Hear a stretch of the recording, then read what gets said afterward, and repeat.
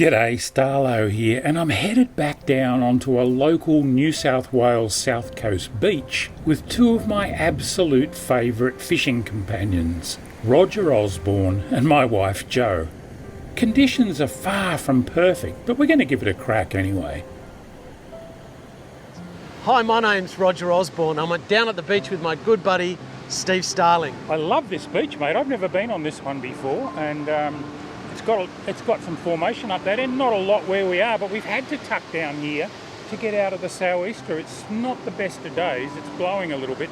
This would put a lot of people off going beach fishing, wouldn't it? Yeah, but not us, mate. Not us. Mate, we're just like kids. And we can't help it. Not with the range of bait that you've got. You've got it so well covered. You've got mullet, you've got garfish, you've got beachworms.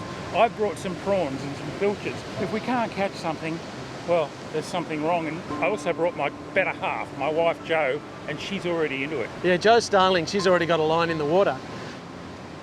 So it was a little bit challenging today, hey Steve, with the wind and stuff, so that really influenced us in where we've gone fishing. Yeah, I mean, ideally, I think you'd probably like to be up the other end of this beach where I can definitely see some more holes and gutters, but it's going to be really exposed to this southeasterly wind. So by tucking down this end, we're getting a little bit of protection from that headland, aren't we? Yeah, I think we wanted to opt for getting out of the wind a bit, and really this beach is kind of gutterless where we are, or gutless. But the good thing is that the waves are not breaking out a long way. We can get beyond the break into that beautiful green water and fish along the edge, along the back. And I totally expect we're going to get a few fish, Steve. Oh, I like it. I like it when you talk like that. Let's get into it. Oh, yeah, I'm super pumped. Steve and I went beach worming today. Steve actually caught quite a few, which was awesome. And we got some beautiful worms with us, but we also went fishing for mullet. Got some lovely fresh mullet that we caught in the local lake. Got a few garfish as well. So we're going to be slicing these up and teaching you the best way to rig mullet fillets for bait. Starlo and I are going to have a bit of a forum on carving up mullet. All right. And as usual, I like to have a sneaky cast with a beachworm first. Beachworms are like a tube, you know, they've got a guts down the middle or a hole down the middle of the worm, and you thread the worm carefully onto the hook, and essentially you're putting the hook down the middle of the worm. I try to keep the barb within a worm's like a tube. I try to keep the barb of the hook within there, and I put a lot of worm on, just so it looks like a nice big piece of worm out there in the water. I'm already into it, and I've kicked off with a beachworm bait as well, as has Jo. And she's already got something. Maybe. Weed, I reckon. Ah, kelp dislodged by recent storm seas. That could be a problem. Good on you, Jo.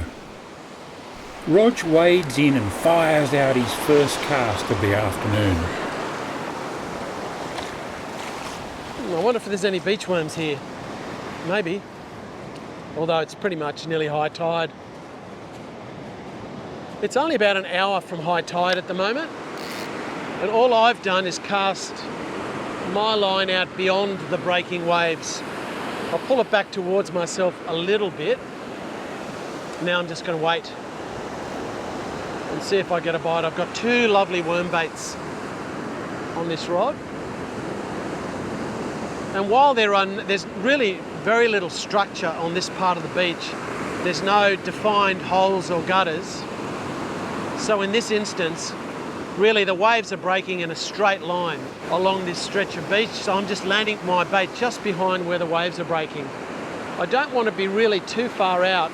I'd rather be just at the back. I can see a really small trough to my left, about 80 or 90 metres away down the beach. It's not very deep, but it's the sort of spot that might hold bream and whiting. Hang on, I just had a nibble.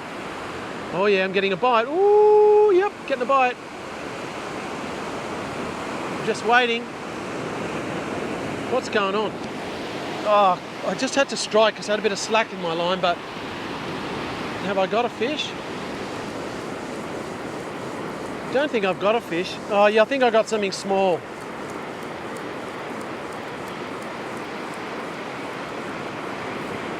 Or do I? No, I don't. My bottom bait's pretty much been taken. But you can see that's all that's left of the worm bait I had on that hook. And I didn't set the hook on that fish. They weren't big bites, they were kind of just little, like a whiting really. But it was encouraging to get a bite, so that's cool. Hey Steve, I had a bite. Okay. I was spying that little trough down there, and I can see that Joe's gone for a little wander. Yeah, she's got a little It's just bit of a like hole up there. Yeah, a little trough that we might get a bring or a whiting. Roger's rebaited his bottom hook and he wades in to cast again, dropping his rig just beyond the surf break.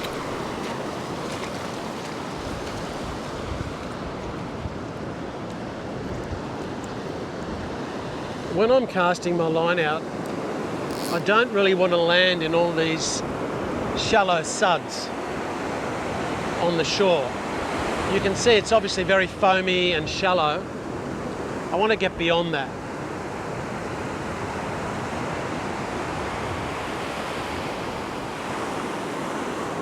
And I can see that Joe Starling has spied that little gutter that I had my eye on.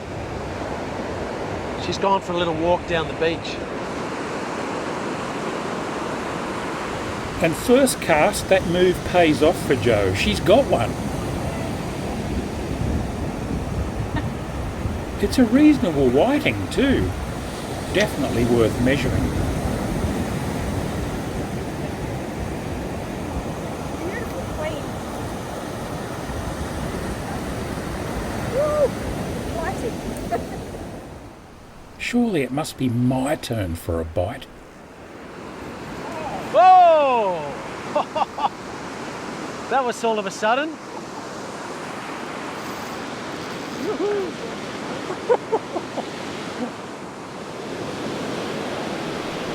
It's something quite lively too. Whatever this is, it just grabbed it. It didn't muck around. Got some weed on the line as well. I'll try and bounce that weed off. There we go.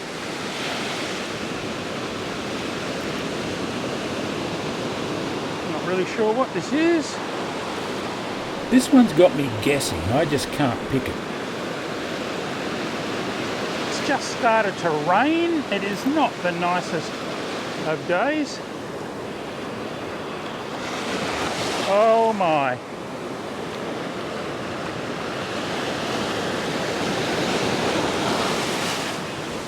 You're not going to believe it. It's a Jewie. Is it a Jewie? Whoa! Look at that. A little mulloway. What a beauty. He's only a pup. But they're just a magnificent fish at any size. Look at that little row of portholes down along its lateral line. Oh, I love them. They're just such a beautiful fish. Well and truly undersized. So I'm going to get the hook out. He nailed that worm. Up on the north coast of New South Wales, they really favour beach worms as a bait for mulloway. And it's something that doesn't get used as much down here on the south coast, but they love them. I can hear him croaking. What a gorgeous little fish. Oh. All right, I want to get him back in.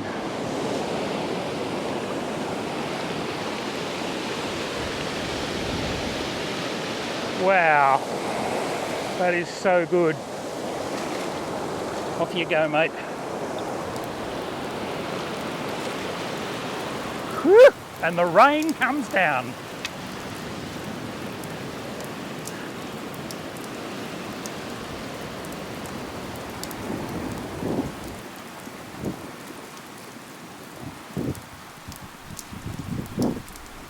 The weather's deteriorating by the minute, but the fish are still biting. Roger's on again, and it's got a bit of weight. Although some of that's down to all those clumps of weed on his line.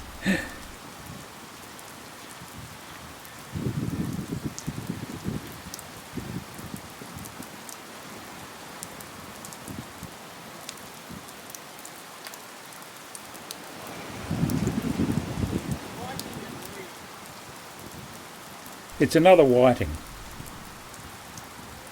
Nice. They sure do love a beachworm. Meanwhile, up at that gutter that Roger had been eyeing off, Joe's also onto another small but lively fish.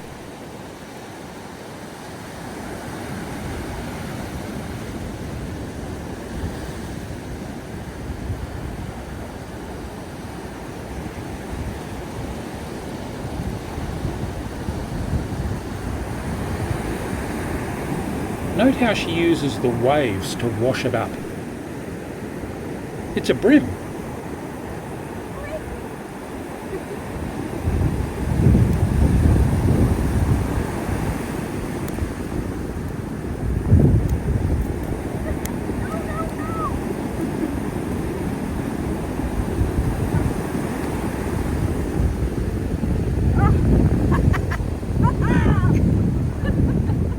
Well and truly legal, but Joe opts to set it free. Back down to the south, Roger's hooked up again, and this time it's a double header. A whiting and a small stingray that'll need to be carefully unhooked and released.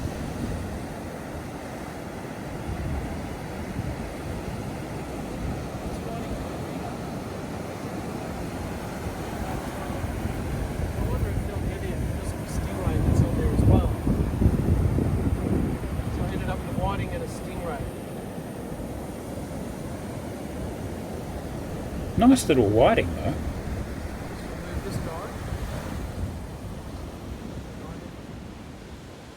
I've opted to join Joe up at the gutter and I hook up on my very first throw. Yeah, there might be a few brim out here.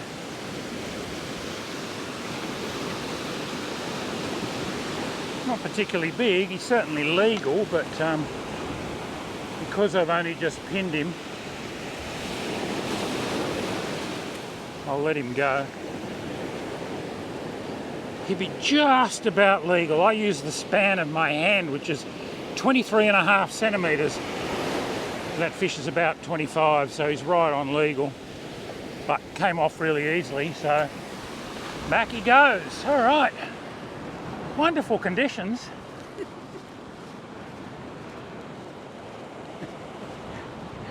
Oh, Roger, what have you brought me into here, mate? It's a bit cold, isn't it, mate? It's cold, it's windy, it's raining. It's not all that pleasant, but the fish are biting, so we'll give it a couple more casts. Yeah, look, and I've got like a really thin shirt on. You've just got a shirt on. Yeah, I've got a really thin, wet shirt on.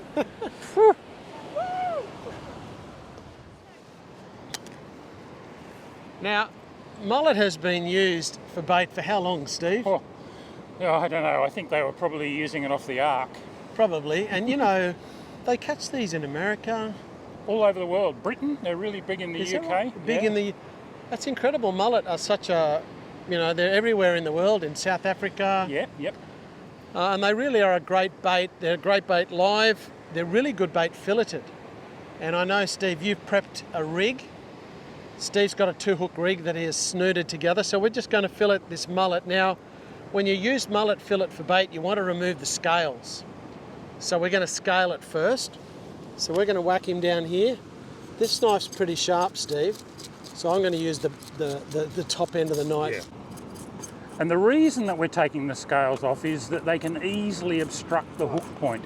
When you go to set the hook on a fish that eats that bait, it's very, very easy for one of those scales to get on the point of the hook and stop it penetrating. Yeah, you don't want that at all. No, you don't. So I'm going to fillet both sides, Steve. I'm going to scale both sides. I'm going to rip them off. Now, when you fillet, I'll show you what I do, and you can let me know if you do it any different. But when you're filleting a mullet for bait, I don't fillet it the same way that I would fillet a fish to eat. No. all I normally do is I'll just actually come through there, come down to the backbone. Obviously, I'm mindful of where my fingers are. I think I might have gone a bit too far down then, actually. I did. Your knife's too sharp. Yeah, so I really want to kind of run this at just above the backbone, so I'm just going to follow it's a bit rough. That's all right. But I'm just going to go down the fish like this, Yeah, like that. that's great. So that's a little, look at that, you can see all the goodies in there. It's a female. There's a lot of roe in there. Now, would you use that fillet? You could use it whole, or you could split it down the middle, or you could cut it into 4, couldn't you? Yeah, like if you cut that into 4, you'd cut it there. Yeah. Now I think, I'll just move those scales out of the way. Sometimes I like to be neat, Steve.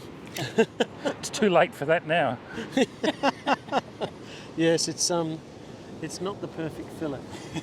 As my old man used to say, looks like it was filleted with a hand grenade. Yes, that's very good. But you know, when you're filleting it for bait, you don't really have to be all that precious, do you, Steve? No. In fact, I think the predatory fish like it a bit rough and ready. So what I'm going to do, I've actually got a set of ganged hooks on my already rigged up. I'm going to cut this in a long strip about the size or length of a pilchard or a garfish, and I'm going to put it on the ganged hook. So I think I'm going to use this meaty part here for bait. So I'm going to come in next to the bones there and really just cut the length of that down there like that.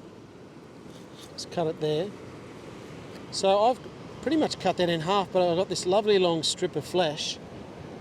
That would go well, what do you reckon, on a ganged hook? Oh, that's fantastic. Yeah, no, there's not much in the ocean that won't eat that. And the thing with it is, even though that's quite a big bait, there's no reason why you won't catch a brim or a dart or a flathead on that as well, because they'll come up and chew on one end of it, and when you've got ganged hooks in it, you're going to pin them. Yeah, and things like tailor and salmon and mulloway, of course. Now, Steve, I've hacked that fillet up a little bit, but there's still one side left, so... You're going to redeem yourself now, are you? Well, no, I was thinking, instead of me redeeming myself, I would hand the knife to you, Steve. All right, hold that. So I'm going to hand the knife over to Steve, and hopefully he does a better job than what I did in hacking that mullet up. Look, I think Roger did a fine job, and I agree with him. You don't fillet them the same way for bait that you would for the table. You're not after maximum meat yield, you're after the yummiest bait that you can get. Oh, that's pretty good. I think that's a bit neater than mine, Steve. Oh, fractionally, but... And I like to not really have any bones in there for a bait. I figure if the fish can just swallow it down without having to pick around the bones, they're a bit like kids. If they can eat it easily, they will. So there you go. And I'm going to put that on my 2-hook snooted rigs. I've got 2 fairly large suicide patterned or octopus pattern hooks snelled to a 30-pound leader. I'm going to whack that on there and get it out, because we're in the witching hour right now. It's just about dark, and if we're going to catch a mulloway, I reckon it'll be in the next 20 minutes. Yeah. So the weather really has packed it in pretty bad. We got to fillet that mullet. Steve has got a mullet bait out, and so have I. I've got that long strip of mullet on a set of ganged hooks that I've whacked out there. And I'm going to hold on to this rod, because if something decent takes it, I want to be holding it. But it's pretty miserable here at the moment. I'm quite soaking wet, but we're having a bit of a fish. We may not be able to keep filming, because each time it starts raining, we've actually got to stop filming. We've just got to protect all of our camera gear and microphones, etc. So if we get another break in the rain, we'll come back and we'll do some other stuff with the mullet.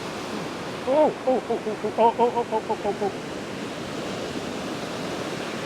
Getting bites on the mullet strip.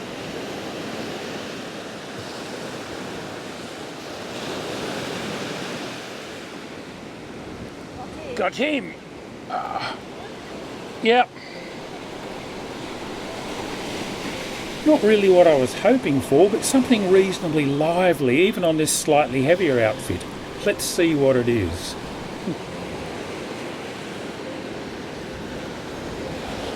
There we are, a tailor. Oh, have I got your line? And that was on the strip of mullet.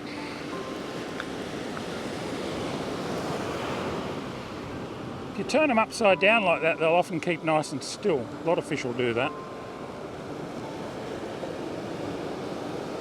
Well, I tell you what, there's some fish out there, but you've got to be pretty keen to stay here in these conditions. A fillet off that would make a really good bait as well. I'm going to pop it back in, and I think we might be thinking about packing up. We sure are. It's pretty miserable now. Mate, it is flipping freezing. It's soaking wet. You've got your wife out here in all this weather. She's still fishing. She's out there somewhere. I'm going to find her because I want to go home. Yeah, I tell you what, it's been a few different species of fish, hey? Look, I think there's plenty of fish out there and they're quite active, but the conditions are against us. Yeah, no, it's turned pretty bad. So thanks so much for watching us. We have a lot of fun doing it, and we just love making the videos. So we'll see you all very soon in the next video. Thanks for that today, mate. I'm going to go and find Joe. Okay. Until next time, tight lines from Roger, Joe and myself. And be sure to check out these other 2 episodes as well. Cheers for now.